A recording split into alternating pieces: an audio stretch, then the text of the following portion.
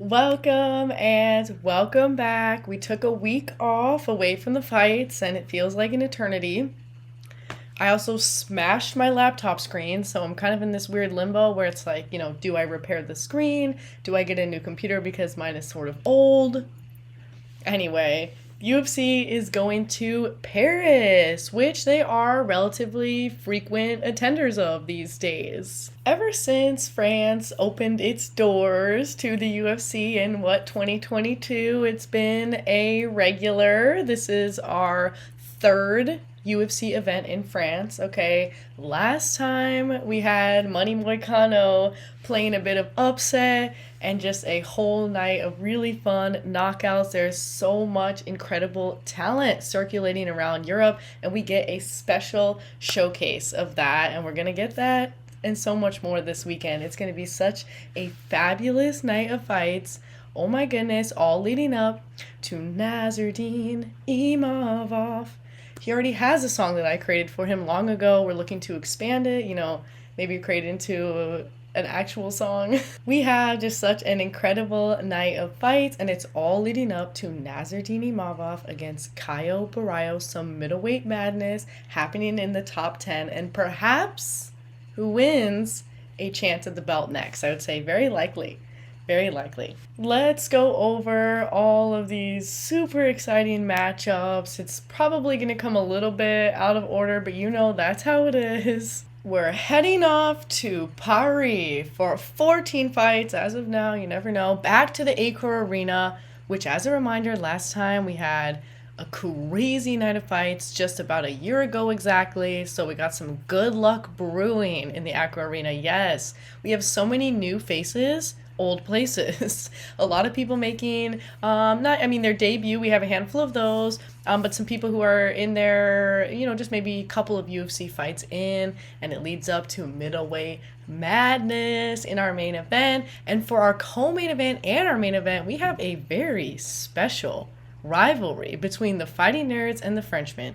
It's not a rivalry, but that's the story for both our co-main and our main event, that's pretty interesting. That's very fun. And as far as our main event is concerned, Jared Cannonier is the great equalizer. Yes, you heard it here. Just a question to consider specifically for our main event. Is Jared Cannonier the great equalizer? We are going to start things out with a massive bang with this women's strawweight bout between Shauna Bannon and Sam Hughes. This is going to be a banger to start the night. Mama B is so much fun. So if you don't know about Shauna Bannon, she comes from a kickboxing background, and it's a family trade, okay? At one point, it was her sister, and her poppy who were all competing at the same time. Hello, that is just so great. So you see so much of that in the octagon, but she actually has a whole realm of grappling experience as well, being a lifelong martial artist. So she's been doing all of the things, okay, for a long time. Fighting in Cage Legacy, a little bit of Invicta, and now she's here. And since she's an every woman, definitely like her, kickboxing background, but she has everything in her arsenal. She's coming off of a really strong armbar win over Pooja Tamar just a couple months ago. I'd say pretty ideal turnaround right now. So yeah, not usually a subby, but she completely has it in her back pocket. Like, she's ready. And we love Shauna because she is nonstop action. Like, it is like boom, boom, boom. And she's got really amazing cardio. She is an athlete through and through. So as far as turning up the dial as the fight goes on, you're going to see that. Okay, if the fight goes on, which I'd say it's likely to, given both of these ladies are so durable, we're going to get a lot of nonstop action. And she's very kicky, using that lead leg as a jab. Throwing up a double with that leg. Not a lot of people have that kind of balance to where they can throw meaningful strikes on one leg. Hello. So that's really great. And she has a very long reach with both those legs and with her arms, and she likes to use that. I feel like making a lot of meaningful things happen at a distance. And when you watch Shauna's movement, it's very much so circling, and blitz, because she knows violence. Shauna is ready to bring the violence, and she's looking for her moment in. Never been finished, so again, like, massive durability, and her only loss was in her UFC debut. And the thing is that she's just not going to say no to a fight, so she'll fight anybody. And she's going against Sam Hughes, which she might be my favorite fighter on this card. Okay, the thing about Sam Page is that she's a lovely individual. She's a very interesting person, and she is one incredible fighter. I have always loved every single fight of hers that I've seen. She is just so game. She's come in as a replacement 3 times, so her and Shauna have that in common, where they're just so game. Like, they're ready to go. They'll fight anybody. You know, she's so active in there as well, just like her opponent, and she's a massive sweetie. Both of them are. They seem so cool. And when it comes to Sam breaking down the fights, wins and losses are usually via decision because she's got that max durability. Okay? So if she is losing the fight on the feet, it's pretty much impossible to take her out. I mean, just really not happening. So the other thing about Sam is that she's known for winning as the dog. So she's come in as the betting underdog many, many times. And I think every single time, or at least most of them, she's actually come out with the win. So looking to prove the people's wrong. This is the perfect bout to start the night because it's just going to be bang. It's going to be so exciting. I do expect that it's going to last all 3 rounds just because these ladies are known for being so durable. And I'm just going to love seeing this because Sam cannot be deterred. Like, there's nothing in her that, like, the spirit just simply will not break. I love that about her, unbreakable spirit. And Shauna just, like, has this, I feel like, this smell for violence. Like, she smells it in the air and she knows the moments to look for. And it's just going to be 2 maximum tough cookies. Like, the toughness is on dial, and they both are so skilled. They have a very, very complete arsenal. 9 of these gals have major holes in their games. I mean, Sam heavy on the wrestling, you know, Shauna on the kickboxing, but yeah, these are every women, and they're going to give, I think, everything in this fight. Probably mostly on the feet, but either way, this one's going to be a banger. Probably all 3 rounds. Then we have a very spooky welterweight bout between Andreas Gustafsson and Rinat Fakhretdinov. Andreas Gustafsson is new to the UFC with only 1 fight under his belt, a very strategic decision win over Chaos Williams just a couple of months ago. He's on a 4-fight win streak. He's definitely a finisher, but not a technician. Okay, so 67% of those wins are coming from finishes, TKO, KO style, right, striker, and it's more so about the physicality. Okay, these are his words, not mine, so, you know, no hate. He's not trying to be a technician in there. He's trying to, you know, kind of harness the desire to fight and cause violence, and he does it really well. So his only losses are via decision, and within that you can find some split in majority. So this is a flame that's hard to quell, right? He's going to keep coming, very much so keep coming at you and get in the clinch. Okay, if there's something about Andreas, is that he loves the clinch. Okay, the clinch is his moment. The clinch is his freedom. Well, it's freedom from you, right? He wants to close that distance and wear you out, especially in those early rounds, so that if you are a very, like, skilled technical striker, you're going to lose a little bit of that in those first 2 rounds, just due to the, you know, like, you'll lose that energy from him grabbing all over you like he loves to do. He loves to do that. So he'll be grabbing, he'll be clinching. He is going against Rinat Fakhretdinov, and happy early birthday, just happening in a couple of weeks. So yay, happy birthday to the gladiator. Gonna make it another year around the sun. He's got a kudo background. He's been in the UFC since 2022. He's been, you know, making it happen, coming off of a decision win over Carlos Leal. He was looking pretty good, and he was actually supposed to fight Gabriel Bonfim, right? Imagine that. Right? Imagine that. Gabriel Bonfim, right? He's been killing it. Okay, so that fight did not happen. Rinat is, like, so tough, you know, never been finished, but he's willing to get right in there. Okay, he's not playing it safe, but he's got that max durability. He can definitely do it all. Like, all his wins are manifesting in every single way possible, but knockouts, I'd say, you know, just slightly preferred. 46% of the wins, just slightly. And he loves the takedown.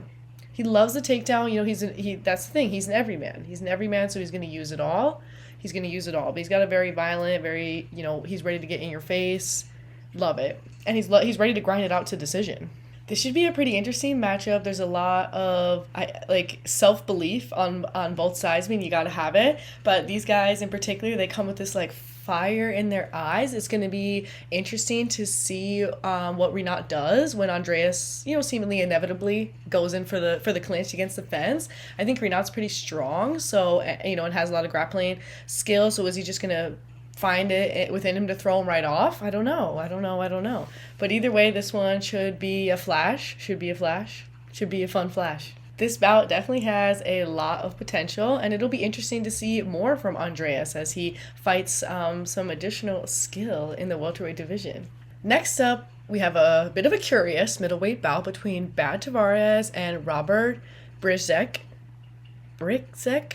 Oh, we'll start with Brad, right? Because it's Brad Tavares. Where do we start? Okay, veteran, tough 11. He's been in the UFC since 2010. Oh my gosh, he's done it all, seen it all, fought so many dogs. It's crazy. Like the fight catalog for Brad Tavares is so much fun. He is such a skilled fighter, always evolving. His mentality is evolve or die. Again, his words. Yeah, he's got many most. I think he's like up there with the most middleweight win, just like everything. Like, this guy's really been here and really cemented a legacy for himself in the UFC, and he really gets it done through a decision grind because he's such an accurate striker. So if you're going to take Brad to decision, it's going to be pretty tough to outdo him because I'd say, not exactly choosy with his shots, but choosy enough to where they're landing more than they're not landing in all of his fights. 67% of his wins coming from that decision, and it's a decision that's a war with Brad. He definitely has the ability to get you as well in the late rounds, so it's not always going to be a decision, right? He can still finish you at any moment.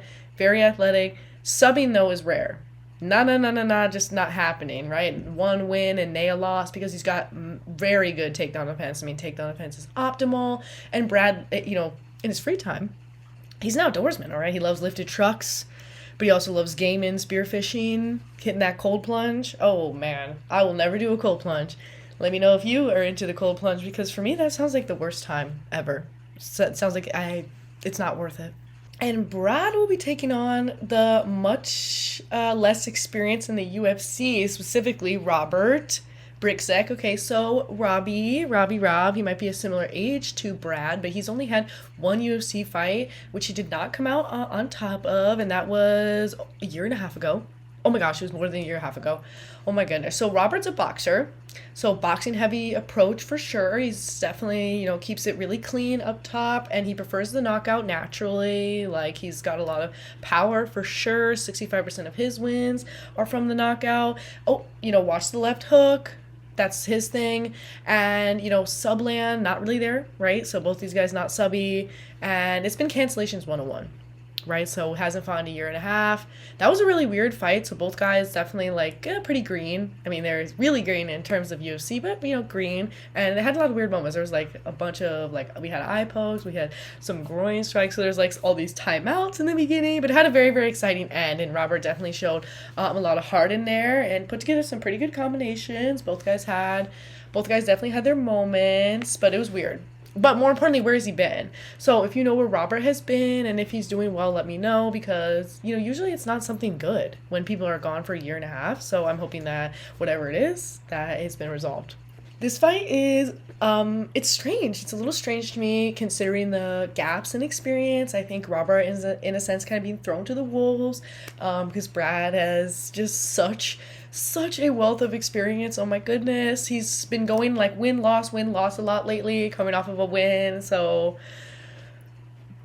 based on the universe anyway, but that's a really tough challenge. It just seems kind of a bit of a mismatch, maybe just they are of similar records, but just as far as where they have fought, right? Robert looking for his first UFC win, Brad having the most wins in middleweight history, or tied, I think, with Michael Bisping. That's just a little bit strange, but this one should be pretty much I would expect an on-the-feet match, right? Both guys are not sublings, and they don't really grapple much except for defensively, so this could be a really nasty war, right? Because I know, hey, if there's one thing I know about Brad, is he's going to die on that sword.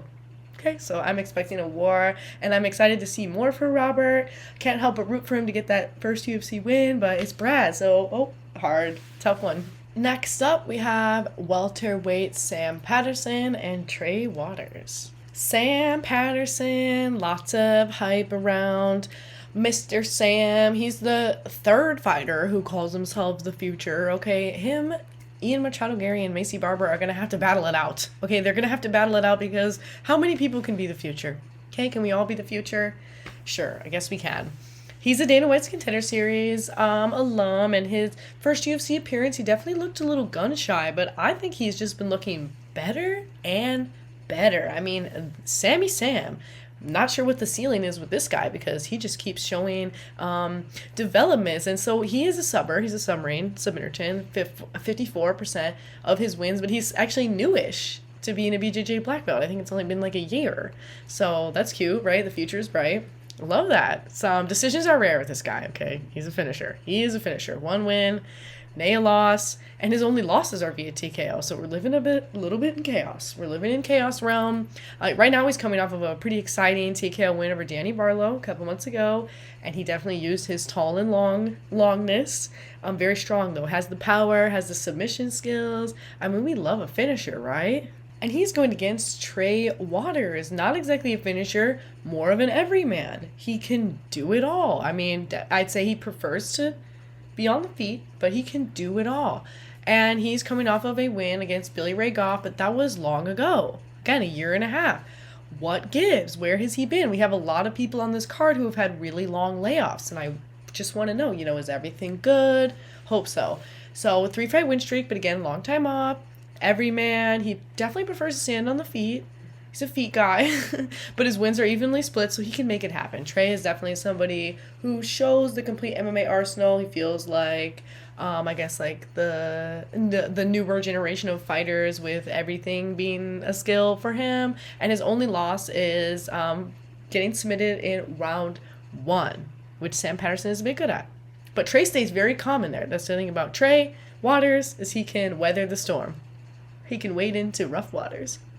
It is the truth versus the future.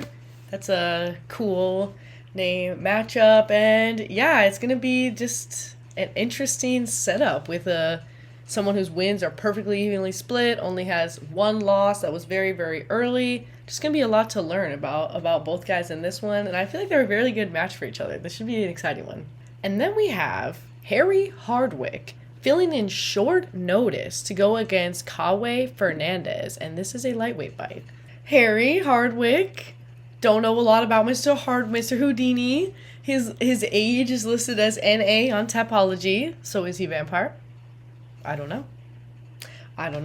Did very good in Cage Warriors. He was a belt holder, 2 title defenses. Feels like really good timing, honestly, even though he's a last-minute fill-in. We were supposed to see Fares Zaim, but that's unfortunate. I don't know why that fell through, but Harry's coming in. Okay, Harry is coming in, and he is a last-minute fill-in. I mean, this was, I don't know, a couple days ago, and he's got a tough task ahead of him. Mr. Fernandes, LFA, been in the UFC since 2023, currently coming off of a decision win, against Kutaladze, and he's got an aggressive style. It's very impressive how leggy he really is. I mean, legs on head, legs on leg, right? Targets diversifying. He's got a head and body kick knockout win. Oof, that's some roughy toughy stuff. Used to the finish, 50% by knockout, 20% by subs. This guy's hard, he's very rare that he's going to decision, and if he does, maybe it might not go in his favor. It's all of his losses are sourced via decision. So both these guys are a little decision vulnerable. So they're durable, but decision vulnerable. So that's where most of their losses are coming from. They actually have that in common. Never been knocked out. So that's really interesting. I think this one will probably be whoever can battle that adversity better than, right? Who can look the best into the late rounds, into the 3rd round. Right? I don't know. I think that's kind of likely, and shout out Harry for filling in short notice. Gotta save the fight. And yeah, these guys seem to have a similar weakness with waning a little bit as the fight goes on. So yeah, whoever can survive that adversity might just get it done. Then we have a light heavyweight banger, guaranteed violence against Omar Sy and Brenson Ribiero. Omar was on a hot streak. Okay, he was on a massive hot streak, but it was handed his first loss to Alonzo Menifield just a couple months ago. I say quick turnaround, but I guess it's kind of like normal turnaround. Depends. But that's his first and sole loss. Oh my gosh. So he's still never been finished in any capacity. So have the durability aspect still. He is 100% all over with everything he can get done. But if you dig into it a little bit within his submissions, it's all rear naked choke. Okay, so this guy is going to submit you. It's with the RNC, right? Okay, so he's very tall, very long, very takedown resistant, and just so powerful and so fun in there. Always looking for the finish, whether it's on the ground or on the feet. And he's going against Brenson Ribiero, who has the exact same turnaround time, pretty much, okay? So, but in this case, he's coming off of a TKO loss, so maybe that is a quick turnaround. I don't know. The Gorilla, he's from Dana White's Contender Series. He's a striker and a finisher that's via striking. He's only been to the land of decision 3 times, and every single one of those is a split. So this guy is not going to give it to you easy. He is not going to give it to you easy. Fought 3 times in 2024, so really looking to keep it active. We like that. He's in there. He's ready to go. He's a professional. He stays training. He definitely prefers the finish, and he's coming off of a TKO loss, though, okay? So that's no goody good. I hope it was enough time to regenerate and get healthy again. This one I'd say is likely to end in a finish, just given the stats, right? Just a quick look at it. I think also Brenson, 50% of his losses coming from knockout, maybe like an additional susceptibility. Is that a word? Yeah. A little more susceptible perhaps to that. I'm really curious just to see how Omar comes back from his first loss. Because, sometimes maybe people come back a little bit more hungry, so they're more aggressive even, especially I feel like if it's a decision loss, right? Wanting just to do more next time than you did the time before. But sometimes you can come back a little bit more tentative or with a bit of a different approach. So looking to see how both guys try to bounce back from a loss, but specifically Omar because it was his first loss. That leads us to our featured prelim, William Gomis versus Robert Ruchała. This is a featherweight fight. William, like his fellow aforementioned Frenchman, Omar, was on a massive hot streak. And he's a southpaw. His nickname's Jaguar, get it? Southpaw. That's cute. But yeah, coming off of a split loss to Haider Emil a couple months ago. That's actually his 5th split moment. So William, he's been getting into some splitties, right? Prior to that split loss, he was on a 12-fight win streak. But the last fight in that, controversial, because of all the splitties. But yeah, he's not a subber. Okay, so but 12-fight win streak, getting stopped, that is a bit of a bummer. So, right, curious how he comes back from that. Not a subber, 1-1 in terms of win and loss, so just not really in that land. I'd say knockouts are a little bit preferred, 50% of his wins. He's never been knocked out himself, but he's had a lot of canceled bouts, so we don't like that cancellation curse. And he is going against Robert Ruchała, who's making his UFC debut after being a KSW champion and just killing it over there on the decision grind, 45% of his wins, and the only loss that he has ever occurred was a TKO in round 4. So he's definitely shown some durability in that sense. He's a very funny guy. He likes to make a lot of skits. So if you're into skits, Rob's your guy. This will be a really fun featherweight matchup. I like William Gomis's belief in his durability, which has proven to serve him very, very well. He's quite the durable guy, getting into a lot of split decision wars. We love a bit of a war, and excited to see Robert's debut and learn a little bit more about him and how he does his thing. First fight on the main card, we got to lock in. Okay, this is a battle for a top 15 spot. Patricio Pitbull going against Losen Keita. Pitbull, he's back again. I mean, he's been getting after it, right? Pitbull, we just saw you. Not even 2 months ago. Bellator legend. We love Pitbull. As a 37-year-old man, perhaps the clock is ticking, so he's really looking to get it done, okay? Because he has title aspirations. I believe in it. 2-division champ over in Bellator, and coming off of that decision win against Dan Ige, he looked good. Okay, he looked good. First UFC appearance was a little whoop, right? Maybe a little. But the thing is that it wasn't, okay? If you really think about it, Yair Rodriguez is such a baddie yaddy yaddy. So that's a reasonable first loss. And that's a crazy UFC debut if you really think about it. Like, that's absolutely insane. And then Dan Ige, he looked very, very good. He looked very calm, very composed, and he looked like he's a menace in there. Pitbull is a menace. He's going to get on you. He's going to be a menace about it. So stocky, so strong, used to having the reach disadvantage, and he can make it work. I mean, against Dan Ige, it was similar size, so maybe a little bit easier in there. But is it? Because it's Dan Ige, and Dan Ige is a menace himself, so he out-menaced the menace. Yes, he's an absolute everyman. His wins are almost evenly split between 12-12 and 12. Now we have one more on the decision, so it's 12-12-13. But Pitbull is just so complete. He's so complete, and he has shown that time and time again. I mean, that is such a crazy record. BJJ black belt, of course, right? You can't get 12 submission wins and not have something like that under your belt. And Pitbull might be having a little bit of deja vu. In a weird way, okay? So instead of him making his UFC debut, he's got somebody making their UFC debut against him. Losen Quiera, Black Panther. Oh my gosh, this guy has done a lot, okay? Double champ, coming literally off of that belt win. So I think he's very ready to get in there. He's very ready. He's still so young. He's 27. And to have just done so much already is really, really cool. He's a knockout type of guy, 63% of his wins. And his lone loss, it's pretty important to understand, comes actually from injuries. So you gotta, right? He's undefeated. And in his mind, he is. He talks like that. He says, I don't know what it means to lose. Love it. Love it. And he's really happy because, he's a really good promoter. And so he's quite famous, actually. He's a pretty famous guy. So not in the UFC, but has garnered a very big following. And so naturally, a lot of people are asking him all the time, when are you going to be in the UFC?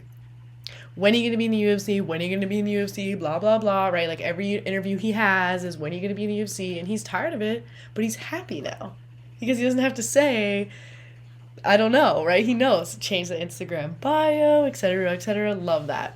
And he considers Pitbull to be aging like wine. So there's so much respect going into this fight. He's not thinking because, he's like, I'm going to, saying like some crazy stuff like, I'm going to retire him. I really don't like that when people say things like that. And nothing even remotely close to that comes out of his mouth. He's got such a high level of self-belief, but has such a high level of respect for his opponent. And I think it's true that Pitbull is aging like wine. I mean, I'm loving it. And he really understands that this win is a crack into the top 10 any. I mean, with a win like this, like against number 11, like you can, especially if it's a very dominant win, he can make a real case for himself. And then what? And the belt is so close, actually. So this is a crazy opportunity. Like, this fight has a lot of serious implications. And he's a big Mozart fan, which is a green flag. Anybody who is a Mozart fan and is on the Mozart train and can like appreciate how Mozart is such an interesting and a complete fighter, I F with that. Okay, we F with that. This is a crazy fight to start the main card out because just so many implications. We only have, I think, 3 ranked matchups on this whole card, and this is one of them. Okay, this is one of them. So it's a battle for the top 15 in the featherweight division. Getting some major shakeups in the featherweight division as well. Like, we got to have our eyes locked in. This is a very, very exciting debut. Losen he's got them credentials. And next up, we have another debut. Axel Sola versus Mckee. A very, very promising welterweight fight. Happy early birthday to Axel, just 2 weeks-ish away. That's awesome. Happy birthday, happy early birthday. He has killed it over at AFC, okay? 4 title defenses. I mean, he ran the show. He was running the show, took the belt, said it's mine, ran with it. He's a southpaw, something to look out for, and he's ready to stand and bang.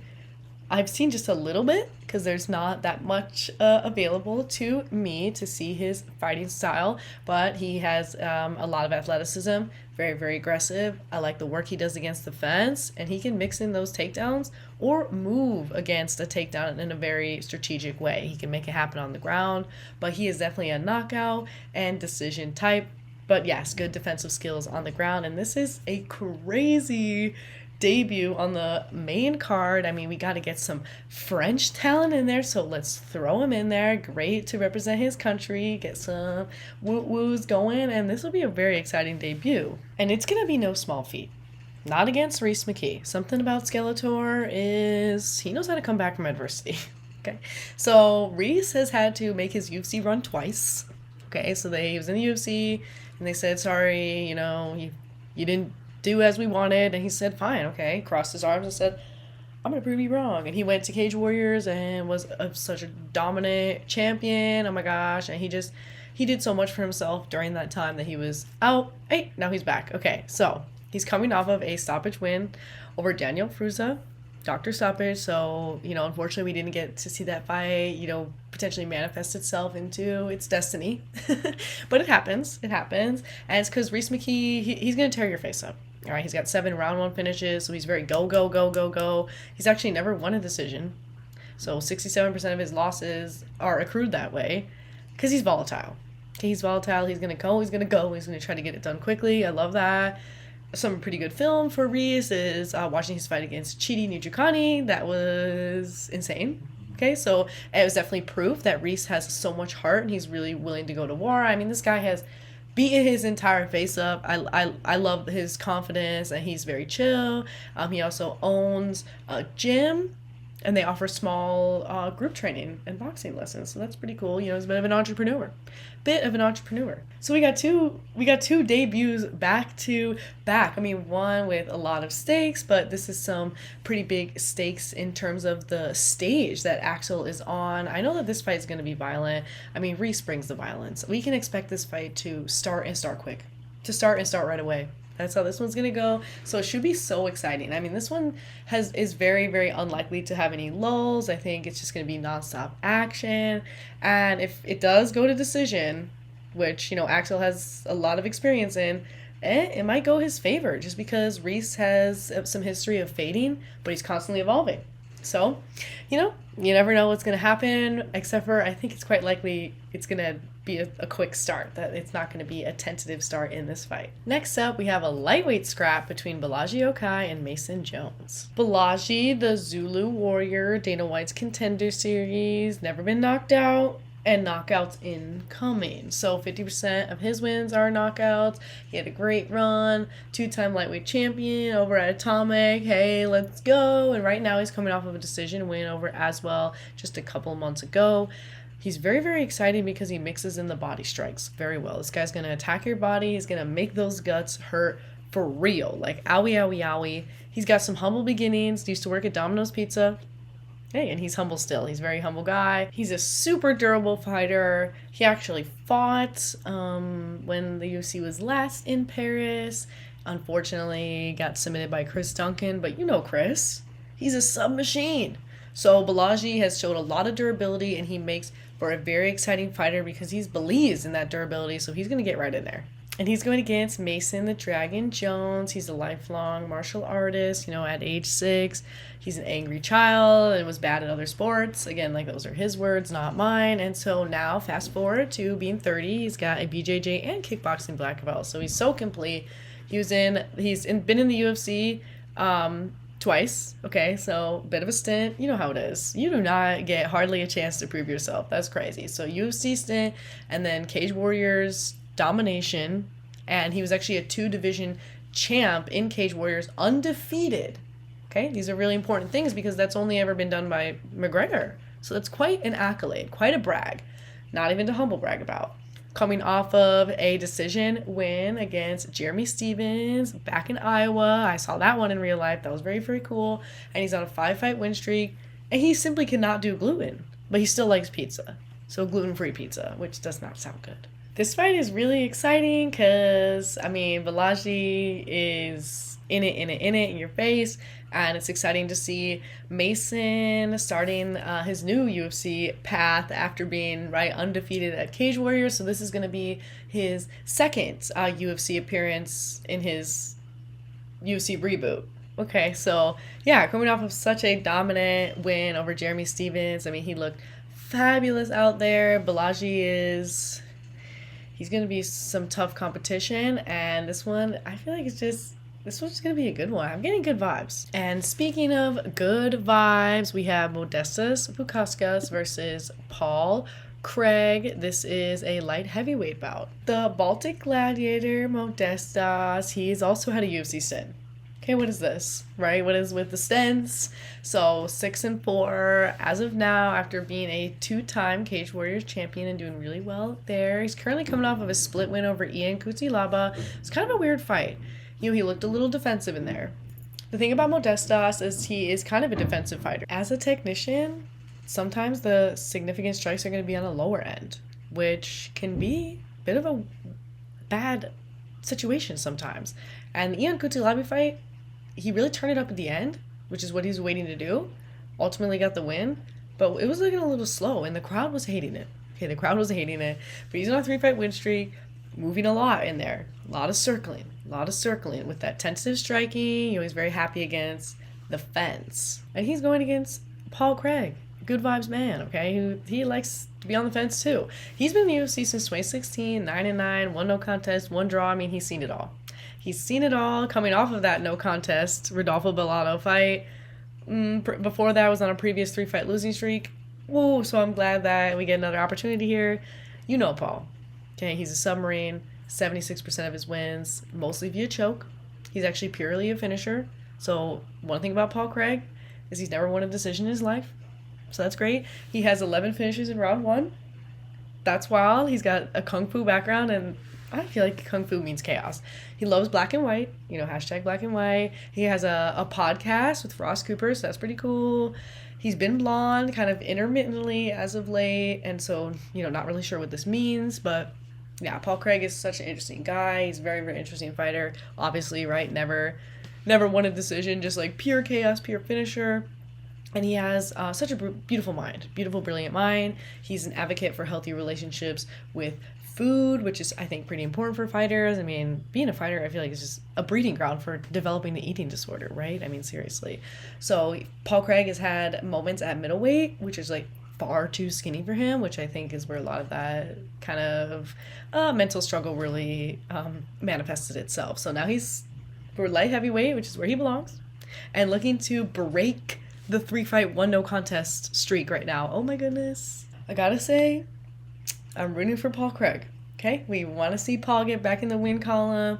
I want to see just more Paul Craig. I mean, I don't know how many fights left he plans to have, because it's definitely trending towards the later end of his career, but I'm not done. I'm not done with Paul Craig, and I really want to see him get back in the win column. I think this will be a pretty exciting fight, because whereas Modestas can be tentative and go for a lot of up against the fence moments, Paul knows exactly what to do against the fence. That leads us to our crazy main event, Benoit Saint-Denis versus Mauricio Ruffy, the first Frenchman versus the Fighting Nerds. Benoit Saint-Denis, BSD, you know him. His, alternative nickname, God of War, right? Dang it, we have 2 of those too. Actually, we have more than 2. We're gonna have to fight it out over these nicknames, guys. Really, he's the Sub of War. If you ask me, Sub of War.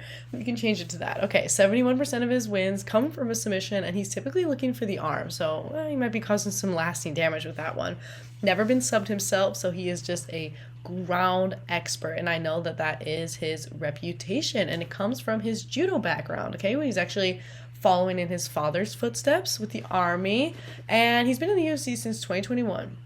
It's 6-3, and he's been facing a lot of dogs, okay? It's because Benoit Saint-Denis brings the energetic violence, and his last appearance in France was not able to get it done against Money Moicano, so I have a feeling he's going to have a little bit of extra hunger to make good on his home lands. So he's coming off of a sub-win over Kyle Prepelic, and this is a very interesting... They've kind of been throwing him Benoit against interesting competition, right? All over the place. And his wife is a cop and a pistol instructor. Benoit is so violent, so he is ready and looking for the submission at all times, but he's also ready and willing to go to war, i.e. the God of War. Definitely lives up to the nickname in terms of the violence that he's willing to endure and put out, and he has got a pretty unbreakable spirit. And he's going against Mauricio Ruffy, and this is Mauricio's biggest test yet, I would say, pretty confidently. So he's had 3 fights since joining the UFC in 2024, and knockouts are not just preferred, they're pretty much exclusive. So 92% of his wins, that's 11. Okay, and right now he's coming off of an insane insane spinning wheel kick. I mean, that's one of those, the way his leg, you have to slow it down, okay? The human eyes simply cannot perceive it. So the thing about Mauricio is that chaos is incoming. Chaos is incoming. You know what it is, okay? He's a fighting nerd. So wide stance, in and out. Classic fighting nerd. Wide stance, hands down, in and out. You know how it is. He's so evasive. He's as evasive as he could possibly be. He's a very, very defensive fighter in that sense.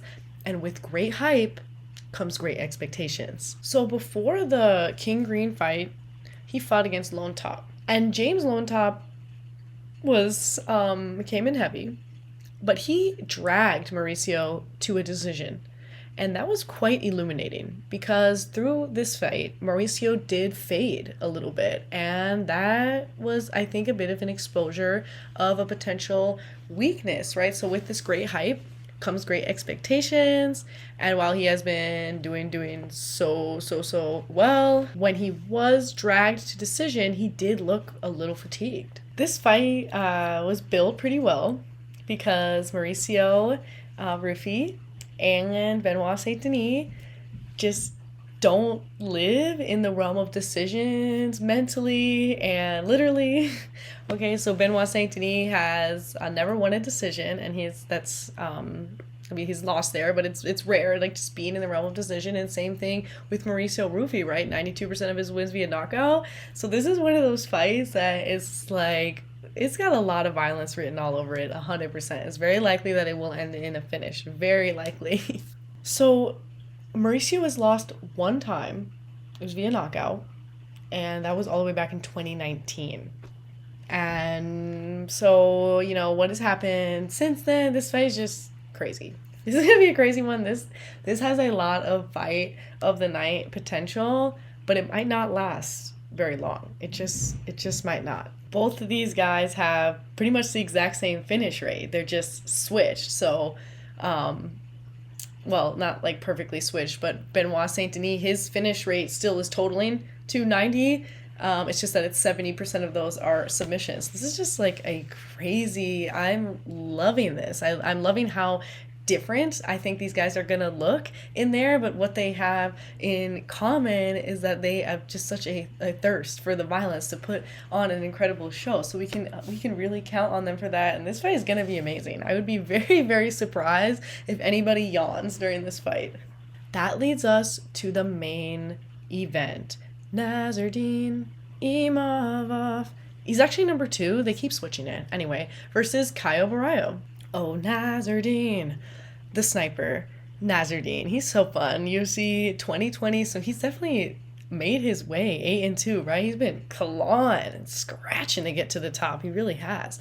All the way from Dagestan to France. So he is our last Frenchman of the night. He's on a 4-fight win streak. Okay, he's never been knocked out, only subbed once. And he's coming off of a statement performance of the night, TKO win over Israel Adesanya. I mean, hello. What a statement to make. And he has fought so many tough opponents. And when he's in there, he does not stop moving. That's the thing about Nasruddin is he's activity 101. And within that is a lot of creativity in his striking and his movement and lots of pawing. Lots of pawing, which sometimes can be means a little bit of finger. So we gotta rein that in.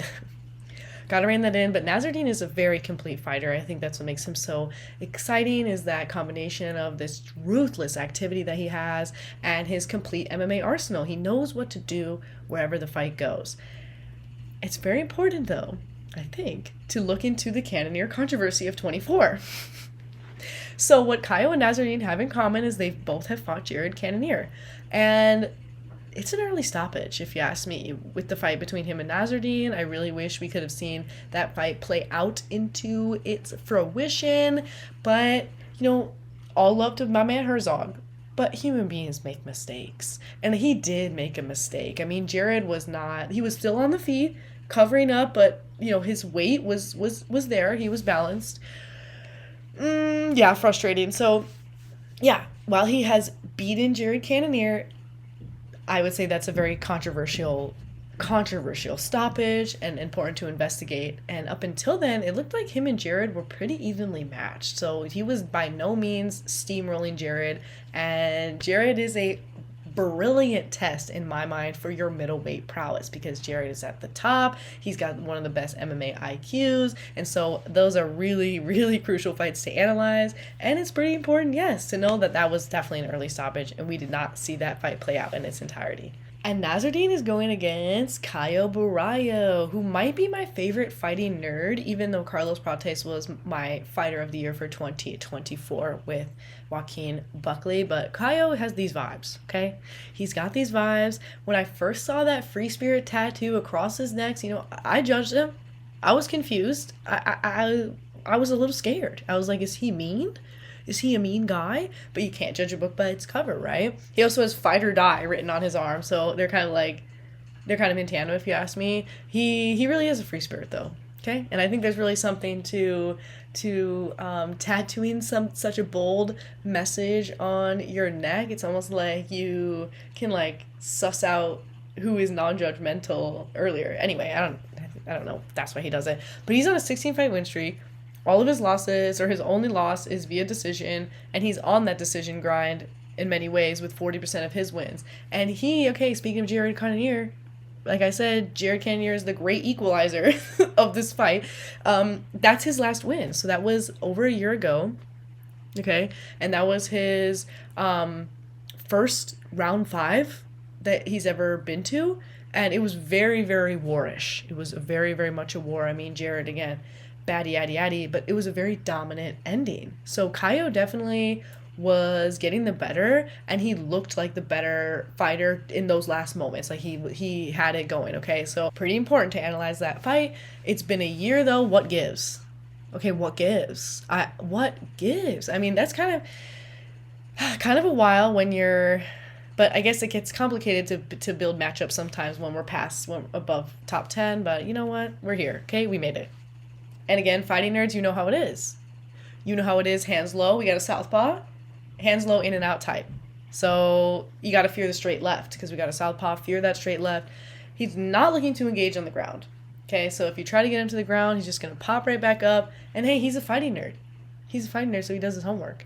I think that these guys are a beautiful match for each other. This is going to be some very, very great violence and a lot of really crazy implications. If you can come out with a statement win, either of these guys, it's a great case for a shot at the belt.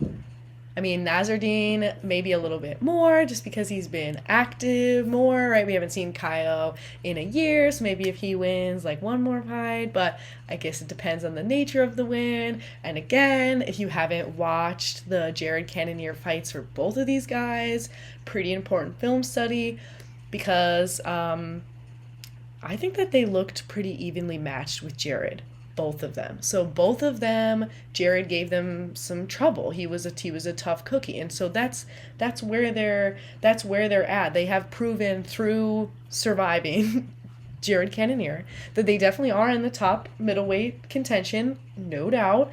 But Jared gave them trouble. So in a math kind of way, that makes me feel like they're pretty perfect for each other. If they both fared decently against Jared, I think they should fare decently against each other. I'm pretty curious to see the way that this fight looks. Nasruddin is going to be pretty pawy in there, I imagine. Pretty pawy. And then Caio's going to be very fighting nerdsy, hands down. It's going to be an exciting fight. And I don't imagine really any of it's going to go on the ground. I think Nasruddin is going to embrace Caio's on the feet, because, Caio, he doesn't want to go to the ground. He could, right? He has the BJJ, but he doesn't want to.